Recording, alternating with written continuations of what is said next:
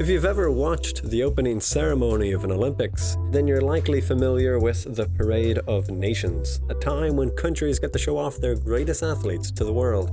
And seeing as 195 UN-recognized states have participated in this ceremony at some point or another, it does tend to drag on just a little.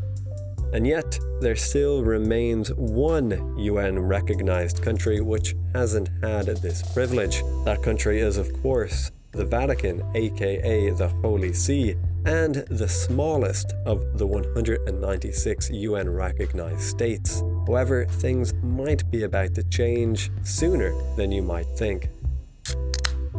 Now, while the Vatican may have things that other countries normally have, embassies, passports, a semblance of a military, and as of 2017, even a McDonald's, the Vatican has never been represented at the Olympics. However, sports in the Vatican is nothing new, and the microstate have had a football league since 1973.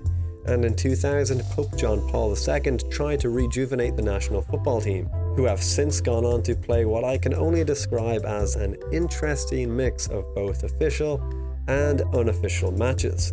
These matches include a 9-1 defeat to Palestine and 4 games against Monaco, the second smallest recognized state. Of the 4 games, Monaco have beaten Vatican 3 times and drawn once. The team have even been coached by the legendary Giovanni Trapattoni in 2010 during his time as the manager of the Republic of Ireland. In addition to football, the Vatican has also had a cricket team since 2013, and while they have yet to play an international match, they have faced a representative Church of England team as well as a match against the side that represented the British royal family. It should be noted, however, that both the national football and cricket teams are not members of their respective governing bodies of FIFA and the ICC, so it will likely be a long time before we see them compete in the qualifying rounds for major international events, let alone the final stages.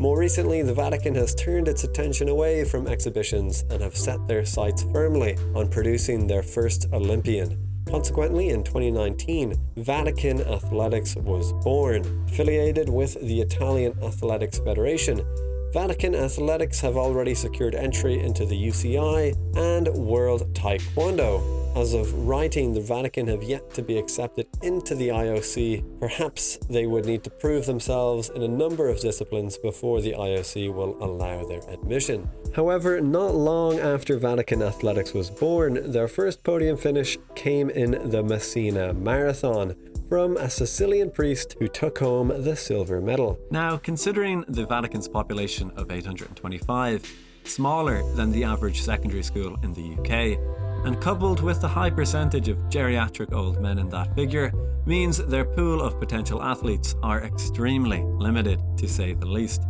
This is even more pronounced when you look at the country's demographics, as only 32 women currently hold Vatican citizenship. However, rather incredibly, Vatican women have already been represented in international competition. Where, you ask? Well, enter the Games of the Small States of Europe, an outdoor track and field event for countries with populations less than 1 million. The goal of the competition is to help small countries become more competitive and reach the qualifying standards set out by the Olympics, something which aligns rather perfectly with the Vatican's aims. However, as the Vatican are yet to secure entry into the IOC, their female competitor Sarah Carnicelli had to compete in a non-scoring manner. Consequently, when Carnicelli finished 3rd fastest in the women's 5,000 meters, she was only awarded an honorary bronze medal.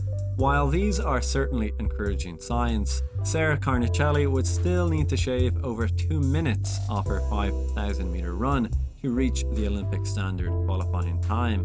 Thus, the eventual goal of entry into the Olympics may still be some ways away. However, Carnicelli's result shows us that the Vatican might just see a female Olympian before a female priest.